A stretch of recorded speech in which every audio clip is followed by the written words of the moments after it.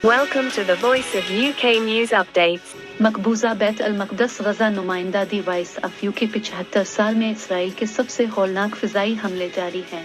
शहर मलयामेट हो गया, गजा के इलाके मलबे का ढेर बन गए, जबकि अमेरिकी सदर जो बाइडन ने कहा कि यहूदी रियासत के साथ खड़े हैं, इसे जो चाहिए होगा देंगे। इसराइल और हमास में लड़ाई से अब तक हलाकतों की तादाद 1900 से ज़ायद हो गई है।